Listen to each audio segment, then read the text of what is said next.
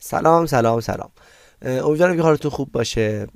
این اولین ویدیو هست از مجموعه ویدیویی آموزش های جامعه معامله گری که دارم آماده میکنم برای بچه ها و به نظرم اومد که برای اولین ویدیو بهتره که اصلا قبل از اینکه بریم وارد بحث معامله کردن بشیم، از این ور یه نفر میخواد بخره، این ور یه نفر میخواد بفروشه، بازارات چیان، نرخات چیان، تکنیکال چیه، اصلا اینا رو فعلا بذاریم کنار. برای اول کار به نظرم دیدم با فاندامنتال شروع کنیم بهتره. یعنی فاندامنتال رو به سبک خیلی راحت، به سبک خیلی قشنگی میشه یادش گرفت و نیازی هم نیست که ما خیلی دیتیل بشیم توی این قضیه. چرا دیتیل نمیشیم؟ چون میدونیم که اگرم خیلی بخوایم فاندامنتال کار بکنیم میشیم یه تحلیلگر فاندامنتال، میشیم یک اقتصاددان و از اونجایی هم که میدونیم یک اقتصاددان یک معامله گر نیست، الزامی نداره که ما غرق بشیم توی دنیای نرخ‌های اقتصادی و میتونیم با استفاده خیلی بهینه از این نرخ‌ها، استفاده از بهینه از این داستان، اما با داشتن یه دیدگاه خیلی عالی. با اون دیدگاه خیلی عالی میتونیم کارمون رو برای مدت طولانی با داشتن چند تا تکنیک دیگه، مثل تحلیل تکنیکال، مثل پرایس اکشن، مثل مدیریت سرمایه و مدیریت روان، کارمون رو پیش ببریم و نیازی نیست ما تو هر کدوم از اینها خیلی افراط به خرج بدیم و بخوایم خیلی تا ته اون ماجرا رو بریم و تهش میایم موقع معامله، وقتی پای معامله میایم میشینیم میبینیم که نه، اصلا این شکلی نیست. داستان خیلی فرق داره. تمام پیش بینیات روی فاندامنتال یه سمتی داره، میگه که بخر یا بفروش. وقتی میگه بخر، بعد میاد قیمت میریزه و تو ضرر میکنی یا معکوس تو حرکت میکنه. بعد میای به خودت میبینی که نه، پس اونجوری هم نیست که من بیام فقط با نرخ اقتصادی بخوام کار کنم، باید چند تا پارامتر دیگه هم در نظر بگیرم و ببینیم که همه اینا در کنار هم شما رو تبدیل به یک معامله‌گر حرفه‌ای میکنه، نه صرفا دونستن یک دونه از اینا. توی ویدیوی اول دیدم با چرخه اقتصادی شروع کنیم خیلی قشنگ‌تره، چون با وجود ساده بودن این چرخه اقتصادی فکر میکنم 99% مردم کلا کشور هر جایی اینو نمیدونن و توی همین مبحث خیلی ساده موندن و حتی میتونم بگم خیلی از معامله‌گرا، 90% معامله‌گرا حتی این چرخه ساده رو نمیدونن و نمیتونن ازش استفاده بکنن. ما بریم جلو ببینیم این چرخی که داریم ازش حرف میزنیم چیه و میخوایم به چه چیزی دست پیدا کنیم. ببینید توی اقتصاد هر کشوری چند قسمت وجود داره. اولین قسمت اون چرخه خانوار هست. خانوار کیه؟ خانوار منم، خانوار شمایی، خانوار پدر مادر ماست، خواهر و برادر ماست، همه ما که داریم توی کشور زندگی میکنیم تشکیل خانوار میدیم. فکر میکنم با مفهوم خانوار با وجود بحث یارانه ها ما خیلی آشنا باشیم که بدونیم خانوار دقیقاً چیه. یه گوشه دیگه از این چارت رو بازار کار میگیره. حالا بازار کار چیه؟ تمام افراد نیروهای آموزش دیده شده توسط خانوار هستن که توی یک سبکی، توی یک روشی، توی یک رشته‌ای متخصص شدن و به بازار کار تزریق شدن. خب ما به اینها میگیم بازار کار که شامل نیروهای کار هستن. مرحله بعدی کار بنگاه‌های اقتصادی. ببینید ما به 2 الی چند نفر که تشکیل یک شرکت میدن، تشکیل اصلا یک کارگاه کوچیک اقتصادی میدن، به اون میگیم بنگاه اقتصادی. حالا تا یک شرکت خیلی چند هزار نفره، 10,000 نفر نیروی کار داره، همون بنگاه اقتصادیه. همون 2 نفری که نشستن توی یه زیر پلی دارن 2 تا کفش تولید میکنن، اونها هم بنگاه اقتصادی هستن از دیدگاه اقتصاد، از دیدگاه اقتصاد کلان اگه بخوایم بررسیش بکنیم. واسه همین ما این رو یک گوشه پازل قرار میدیم. گوشه بعدی چارت برای اینکه این چرخ کامل بشه بازار عرضه کالا و خدمات. خب پس چیا شد؟ خانوار، بازار کار، بنگاه اقتصادی و بازاری که توش داره کالاها و خدمات ارائه میشه. خدماتی که توسط کی تولید میشه؟ توسط این بنگاه های اقتصادی. حالا این چرخه از کجا شروع میشه؟ چرخه از اونجایی شروع میشه که خانوارها نیروی کار رو ایجاد میکنن برای دادن اونها به اجتماع و به بنگاه‌های اقتصادی و این نیروی کار رو حالا در هر سطحی تزریق میکنن به بازار کار. این نیروی کار میاد با توجه به اسکیل ها و مهارت هایی که داره استخدام میشه تو بنگاه‌های اقتصادی و توی اون بنگاه اقتصادی کار میکنه، چه از کارگرش گرفته تا دکتر و مهندس و مدیر داخلیش، از همه قشرها هیچ فرقی نمیکنه. این میشن از نیرویی که از بازار کار وارد بنگاه اقتصادی شده. حالا وظیفه بنگاه اقتصادی چیه؟ وظیفه بنگاه اقتصادی تولید کالا و خدماته. حالا این بنگاه اقتصادی کالا و خدماتی که تولید کرد قراره به کجا ارائهش بده؟ به بازار عرضه کالا و خدمات. یه بازاری، یه بستری باید وجود داشته باشه که خدمات اونجا و کالاها ارائه بشن، که بهش میگیم بازار عرضه کالا و خدمات. حالا وقتی این ارائه شد، کی قرار از این بازار عرضه خدمات استفاده بکنه؟ کی؟ خانوارها هستن که در نهایت توی این چرخه رو باید تکمیل بکنن و از اون بازار ارز کالا خدمات همون خانوارها استفاده میکنن. حالا این چرخه یه چرخه معکوس هم داره، چرخه‌ای که بهش میگن پرداخت دستمزد. یعنی این بنگاه اقتصادی به ازای اون کاری که براشون انجام شده توسط بازار کار و نیروی کار به اونها دستمزد و درآمد ارائه میدن. اون بازار کار اون درآمد رو میاد به خانواده تزریق میکنه و میاد هزینه‌های خانوار رو میخواد با اون پوشش بده. پس درآمد به این یعنی چرخه داره معکوس الان عمل میکنه، برعکس اون اتفاقی که اول افتاد. حالا اون درآمد میاد تو کدوم بخش؟ میاد تو بخش عرضه کالا و خدمات به صورت مخارج. بالاخره یک خانواده یک سری مخارجی داره که باید اون مخارج رو توی بازار کالا و خدمات ارائه بده و نیاز خودش رو برطرف بکنه.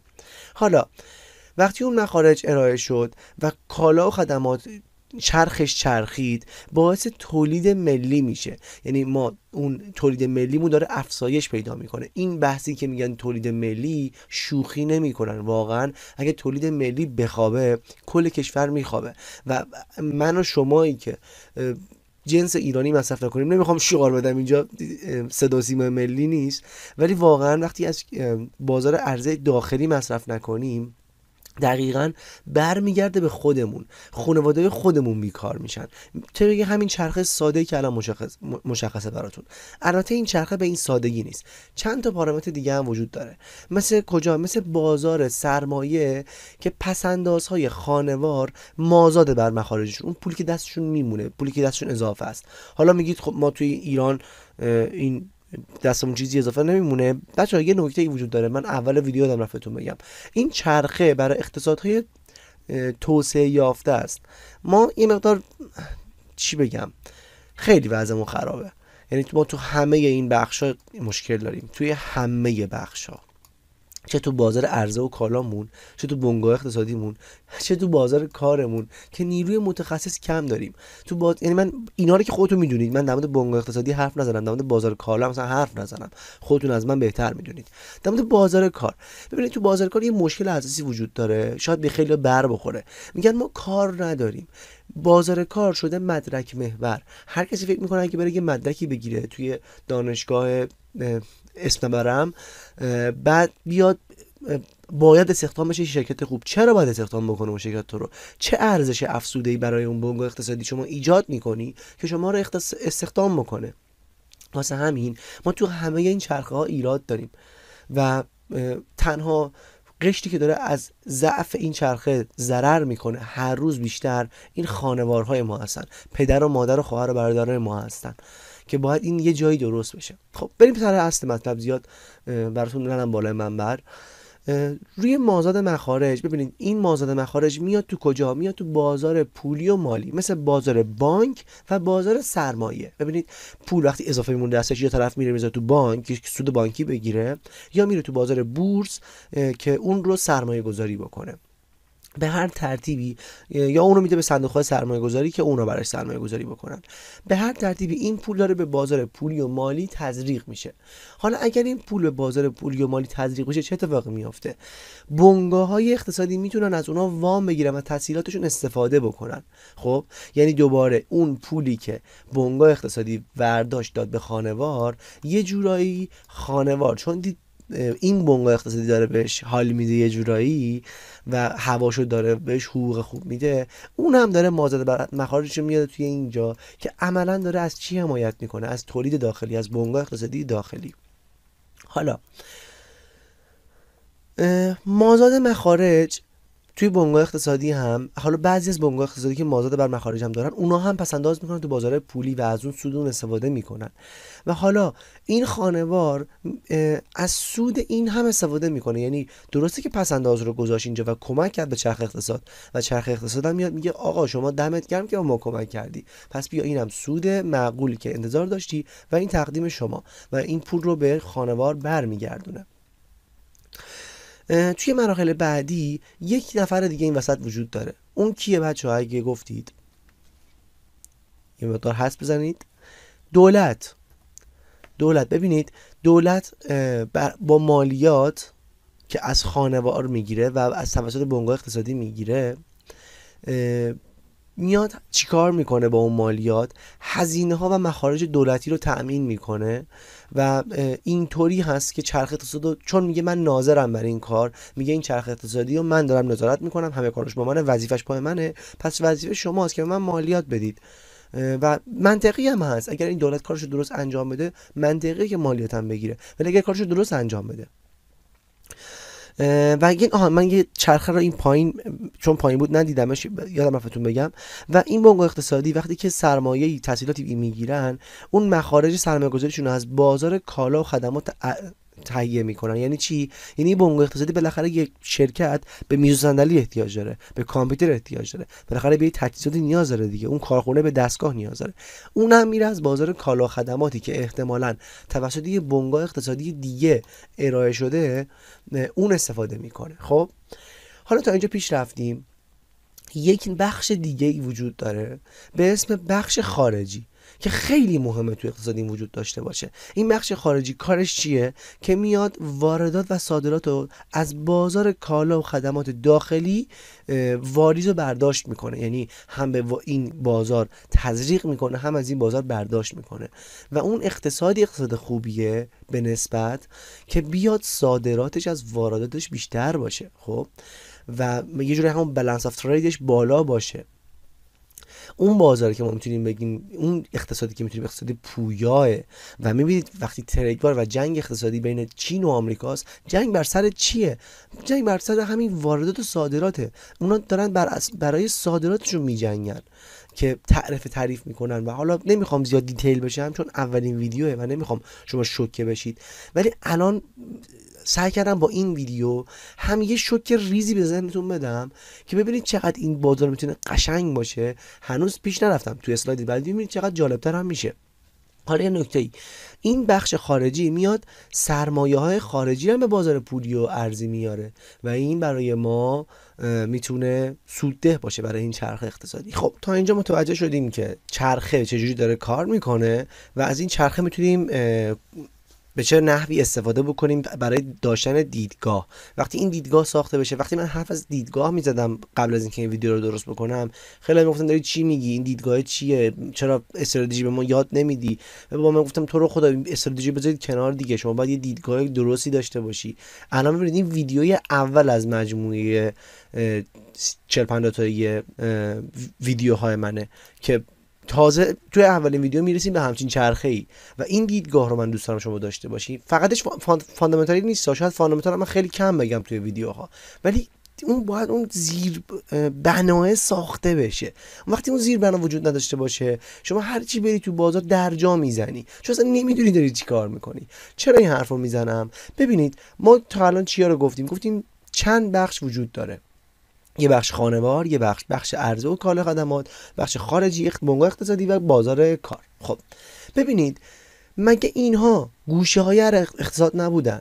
خب بالاخره باید با یه دماسنجی، با یه چیزی سنجیده بشن اینا دیگه که ببینن آقا اون اقتصاد داره درست کار میکنه. خب بخش خانوار رو من مثال فقط میزنم، اول ویدیو هاست، نمیخوام زیاد دیتای فاندامنتالی پرت کنم سمت شما الان گیج بشید، ولی ببینید خیلی سادهش برای اینکه ببینن الان وضعیت خانوار تو چه وضعیه توی اقتصاد، میان مثلا با یک سری شاخصا اونو میسنجن.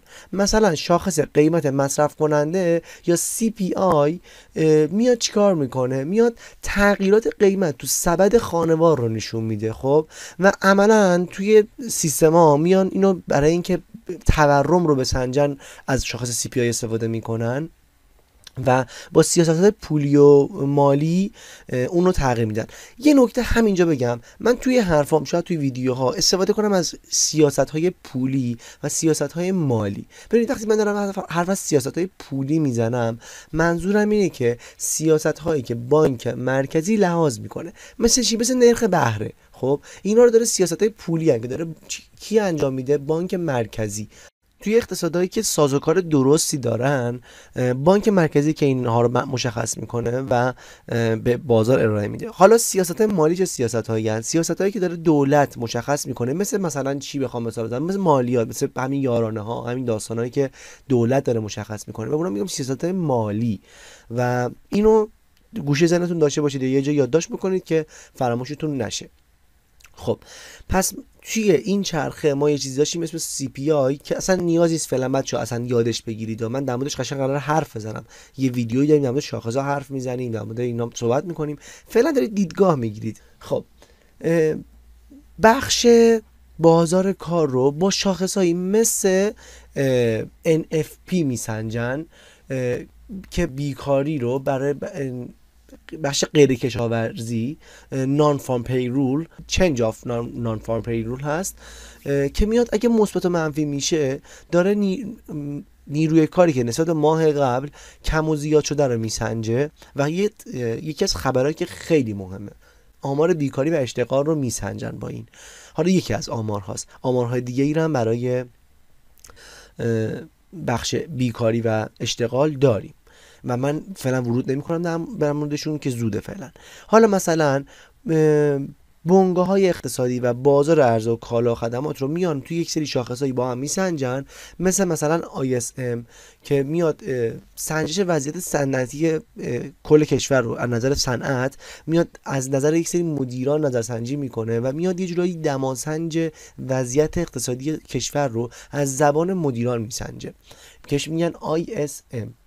حالا این بخش خارجی رو با یک سری پارامترها میسنجن که مثلا همون بالانس آف ترید بود که توی اپیزود قبلی گفتم که میاد این چی رو میسنجه؟ میاد مقدار پولی، بچه‌ها ببینید دقت کنید، مقدار دلاری رو، مقدار پولی رو که از کشور برای صادرات خارج شد، یعنی ببخشید صادرات وارد شد و مقدار پولی که به خاطر واردات خارج شد میسنجه. حالا اگه مثبت باشه یعنی اقتصاد رو درست کار میکنه.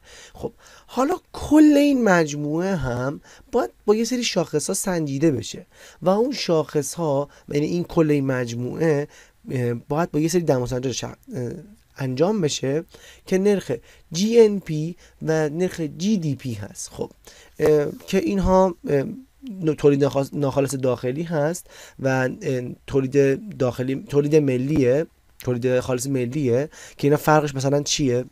ببین فرق GNP بچه بازم تاکید میکنم نترسید، این چیز خاصی نیست که من دارم میگم، یعنی یادشون قطعا خواهید گرفت، نمیخوام به عنوان ویدیو اول بترسید. GNP میاد بررسی میکنه تولیدی که تولید ملی اون کشوره. حالا مهم نیست که اون داخل اون کشور ایجاد شده باشه، میتونه یک فرد آمریکایی باشه که توی اروپا داره کار میکنه و این فرد با کمپانیش میاد روی GNP تاثیر میذاره، ولی GDP فقط میاد بنگاه‌ها و شاخص‌ها و خدمات داخلی کشور رو و تولیدات و اون رشد داخلی کشور رو میسنجه. و البته این یکی از چیزا با تورم هم تو اینا هست، همه خیلی شاخص هست، یه عالمه شاخص داریم. و ببینید اصلا مفهوم کل حرف من توی این ویدیو همین بود که ببینید این چرخه رو دیدید که چقدر ساده بود. خب و اینم ببینید که چقدر ساده است شاخص ها. خب وقتی ما اینها رو در کنار هم میذاریم تولید یک دیدگاه میکنه و ما با اون دیدگاه میتونیم ترید بکنیم و نیازی نداریم اونقدر توهم برامون داره با سیستم‌های خیلی عجیب غریب بخوایم کار بکنیم. به همین سادگی میشه یک دیدگاه فاندامنتال تمیز داشت و با همین دیدگاه فاندامنتال تمیز بری برای مراحل بعدی. حالا این ویدیو اول بود، ما بازم در مورد فاندامنتال حرف میزنیم، ولی الان خیلی قشنگ شد که شما با یه دیدگاه قشنگ شروع کردی. حالا میتونم براتون در مورد بازارها حرف بزنم، بگم بازار فلان چیه، اگه بری تو بازار فلان کار بکنی چیکار میکنی و همینا رو کم کم با هم کار میکنیم. پس این دیدگاه کلی شد در مورد اقتصاد اقتصاد کلی که توی هر کشوری حاکمه و ما میتونیم از اون استفاده کنیم برای کسب سود توی معاملات خودمون. چرا؟ چون چرخه رو میشناسیم، میدونیم اگه یک جایی از چرخه اشتباهی ایجاد شد، تغییر ایجاد شد، چه تأثیری قراره توی این چرخه بذاره، که اینا رو کم کم یاد میگیریم با هم دیگه. امیدوارم که این ویدیو براتون مفید بوده باشه. زیاد سرتون رو درد نمیارم چون نمیخوام زیاد طولانی بشه برای به عنوان ویدیو اول، و همین دیگه. مواظب خودتون باشید. دوستتون دارم. فعلا خدا نگهدار.